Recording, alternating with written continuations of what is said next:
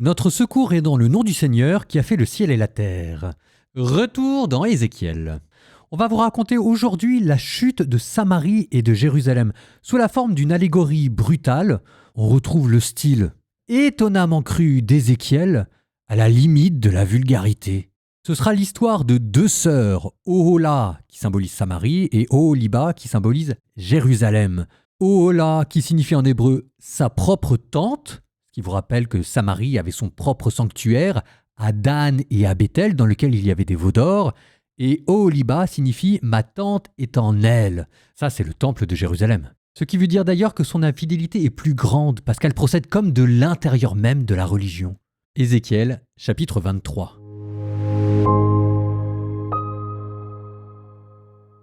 La parole du Seigneur me fut adressée. Fils d'homme, il était une fois deux femmes, filles de la même mère. Elles se prostituèrent en Égypte. Dès leur jeunesse, elles se prostituèrent. C'est là qu'on avait pressé leurs seins, là qu'on a caressé leur poitrine virginale. Voici leurs noms. Ohola, l'aînée, Oholiba, sa sœur. Alors, elles furent à moi et y enfantèrent des fils et des filles. Quant à leur nom, Ohola, c'est Samarie, Oholiba, c'est Jérusalem. Or, Ohola se prostitua alors qu'elle m'appartenait. Elle brûla de désir pour ses amants, les fils d'Assour, des voisins vêtus de pourpre, gouverneurs et magistrats, tous jeunes, séduisants, cavaliers accomplis. Elle s'adonna à la prostitution avec toute l'élite des fils d'Assour. Chez tous ceux pour qui elle brûlait, elle se rendit impure au contact de toutes leurs idoles immondes. Elle ne renonça pas à ses prostitutions commencées en Égypte quand elle était toute jeune et que l'on couchait avec elle, que l'on caressait sa poitrine virginale en l'entraînant dans la prostitution. C'est pourquoi je l'ai livrée aux mains de ses amants, aux mains des fils d'Assour, pour qui elle brûlait. Eux dévoilèrent sa nudité, prirent ses fils et ses filles, elles-mêmes ils la firent périr par l'épée, et elle fut célèbre parmi les femmes, car on avait fait justice d'elle. Sa sœur Oholiba vit tout cela, mais elle fut corrompue davantage. Elle brûla plus encore. Ses prostitutions furent pires que celles de sa sœur. Elle brûla pour les fils d'Assour, gouverneurs et magistrats, ses voisins superbement vêtus, cavaliers accomplis, tous jeunes et séduisants. Je vis qu'elle s'était rendue impure et que toutes deux avaient pris le même chemin. Oholiba ajouta encore à ses prostitutions. Elle vit des hommes gravés sur le mur, des images de Chaldéens colorées en vermillon. Leurs reins étaient serrés dans une ceinture, leurs têtes coiffées de foulards flottants. Tous avaient l'allure d'écuyers et ressemblaient aux fils de Babylone en Chaldée, leur pays d'origine. Elle brûla pour eux au premier regard et leur envoya des messagers en Chaldée. Alors, les fils de Babylone vinrent à elle pour partager la couche des amours, et ils la rendirent impure par leur prostitution. Mais après qu'ils l'eurent rendue impure, son cœur se détacha d'eux. Elle a dévoilé ses prostitutions, elle a dévoilé sa nudité. Alors, mon cœur s'est détaché d'elle, comme il s'était détaché de sa sœur. Et elle a multiplié ses prostitutions, se souvenant des jours de sa jeunesse quand elle se prostituait au pays d'Égypte. Elle y brûlait pour des partenaires dont la vigueur était celle des ânes et le rut celui des étalons. Tu recherchais la débauche de ta jeunesse quand les Égyptiens s'en prenaient à tes seins, à ta poitrine juvénile. C'est pourquoi, ô Oholiba, ainsi parle le Seigneur Dieu. Voici que je dresse contre toi tes amants, ceux dont ton cœur s'est détaché. Je les amène de partout contre toi. Les fils de Babylone et tous les Chaldéens, Pékod, Shoa et Koa, tous les fils d'Assour avec eux, tous jeunes et séduisants, gouverneurs et magistrats, écuyers renommés, tous montant des chevaux, Du nord viendront contre toi chars et chariots, avec une cohorte de peuple. De tous côtés, ils t'opposeront le grand et le petit bouclier, ainsi que le casque. C'est à eux que je confierai le jugement, et ils te jugeront selon leurs droits. J'exercerai ma jalousie contre toi, et ils te traiteront avec fureur. Ils te couperont le nez, les oreilles, et ceux des tiens qui resteront tomberont par l'épée. Ils prendront tes fils et tes filles, et ce qui restera de toi sera dévoré par le feu. Ils t'arracheront tes vêtements, ils te prendront tes bijoux. Je mettrai fin à ta débauche, à ta prostitution qui avait commencé en Égypte. Tu ne lèveras plus les yeux vers eux, tu ne te souviendras plus de l'Égypte, car ainsi parle le Seigneur Dieu. Voici que je te livre aux mains de ceux que tu as pris en haine, aux mains de ceux dont ton cœur s'est détaché. Ils te traiteront avec haine.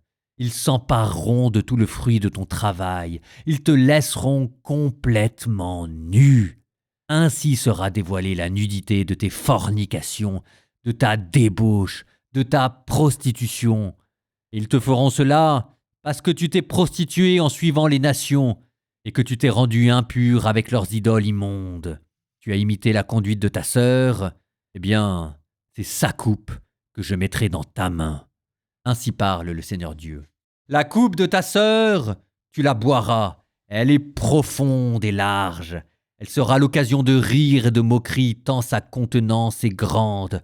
Tu seras rempli d'ivresse et de douleur. C'est une coupe de désolation et de dévastation, la coupe de ta sœur Samarie. Tu la boiras, tu la videras, tu en rongeras les tessons et tu te déchireras les seins. Oui, moi j'ai parlé, oracle du Seigneur Dieu.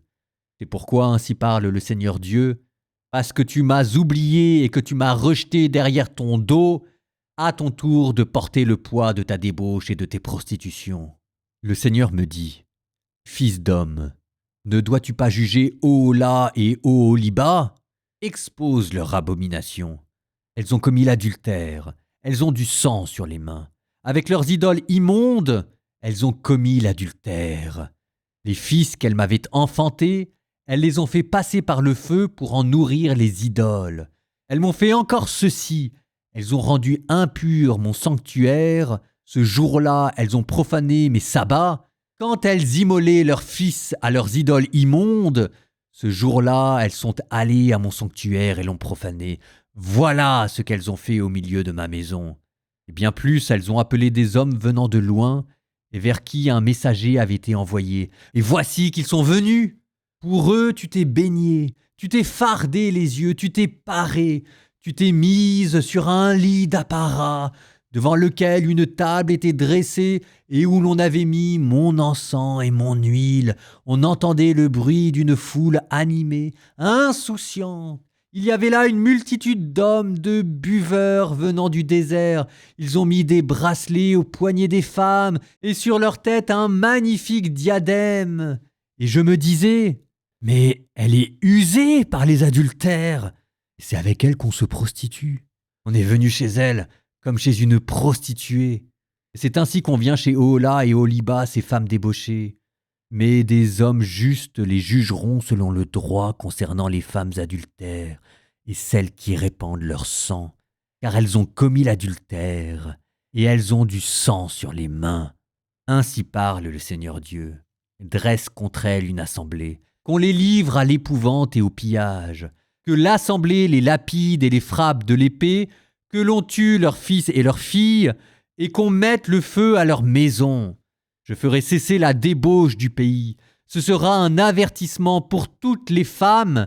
Elles n'imiteront plus vos débauches. On fera retomber sur vous votre débauche, et vous porterez le poids des fautes commises avec vos idoles immondes. Alors vous saurez que je suis le Seigneur Dieu.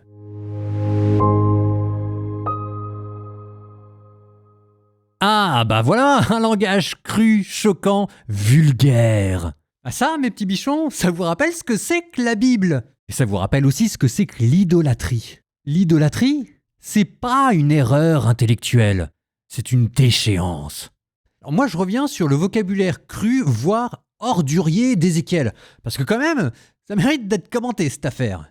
C'est ce qu'on appelle le style de la satire. Ce n'est pas Dieu qui devient vulgaire, c'est vous qui l'étiez sans le savoir. C'est le langage de Dieu qui descend dans la boue du péché, comme dans un miroir tendu au peuple. Voilà ce que vous êtes devenus. Alors d'habitude, le dévoilement, ça se traduit en termes apocalyptiques. Il y a des images grandioses. Ici, le dévoilement, c'est sous le registre de la nudité. On enlève l'apparat extérieur et on regarde ce qui normalement ne doit pas être vu. Ce qui est obscène, obscena en latin, ce qui doit rester en dehors de la scène du champ de vision. Le regard pénètre dans cette intimité qui, croyez-vous, n'appartenait jusqu'à vous, mais qui, voilà, tout d'un coup se retrouve exposée. Et le sentiment qui est recherché, la pédagogie de conversion que Dieu cherche à atteindre, c'est la culpabilité par la honte. Il essaye de susciter en vous la honte. D'où ce vocabulaire cru. Alors, dans la culture antique, la honte, ça veut dire quelque chose. C'est une sanction sociale qui est censée être plus grave que la douleur physique. C'est le stade ultime peut-être du langage prophétique. On est passé de la remontrance à la colère, de la colère au style apocalyptique et dernier avatar du langage prophétique. Quand il n'y a plus rien qui ne marche, on passe au style ordurier. Ce qui est étonnant, c'est que d'une certaine manière, il faut que le langage prophétique passe par ce vocabulaire ordurier pour regagner ses lettres de noblesse et sa crédibilité. Ça me fait penser, je saute les siècles, mais à ce que Nietzsche dira de la religion du 19e siècle, qui était devenue pour lui une sorte de morale bourgeoise qui servait à cacher les fautes sans grandeur, sans saveur, un langage qui s'était vidé de lui-même. Nietzsche, le gai savoir, quand il dit « nous avons tué Dieu, nous sommes ses meurtriers », quand Nietzsche accuse la religion, c'est pas parce qu'il est Dieu, c'est parce qu'il est le vocabulaire religieux qui, pense-t-il, sert à cacher les choses. Voilà, Zarathustra, les prêtres ont fait de Dieu un mensonge. Du coup, l'antidote à Nietzsche, c'est pas les arguments philosophiques pour dire que Dieu existe, c'est un contre-Zarathustra. C'est un chaman biblique qui dit les choses. C'est Ézéchiel. Il brise les conventions du discours religieux, il utilise le vocabulaire ordurier pour montrer la vérité des choses, ce qu'elles sont devenues, un cadavre maquillé. C'est parce que Ézéchiel vous dit que la religion, normalement la vraie, c'est précisément ce qui doit servir à dévoiler les choses. Donc c'est la même intuition entre Nietzsche et Ézéchiel, sauf que chez Nietzsche, ça produit le cynisme et la révolte et le besoin de dépasser la religion par autre chose. Chez Ézéchiel, ça devient l'art de la transgression. À défaut d'avoir réussi à convertir le peuple par le haut, on va essayer de le convertir par le bas. Nietzsche parle en prophète déçu, Ézéchiel parle en prophète blessé. Le sarcasme, c'est l'arme de ceux qui n'ont plus d'espérance. Et bizarrement, Ézéchiel, avec toute son obscénité, reste plus humain parce que pour lui, c'est une manière de continuer à croire et en Dieu et en l'homme. Proverbe chapitre 12, versets 11 à 15. Qui travaille sa terre aura du pain à satiété, qui poursuit des chimères est un écervelé. Le méchant convoite des proies misérables, la racine du juste donnera du fruit. Des lèvres criminelles sont un piège dangereux, mais le juste échappe à son étreinte. Chacun du fruit de sa bouche peut tirer grand bien, comme chacun recueille le salaire de ses mains. Le chemin de l'insensé paraît droit à ses yeux, mais un sage accepte le conseil.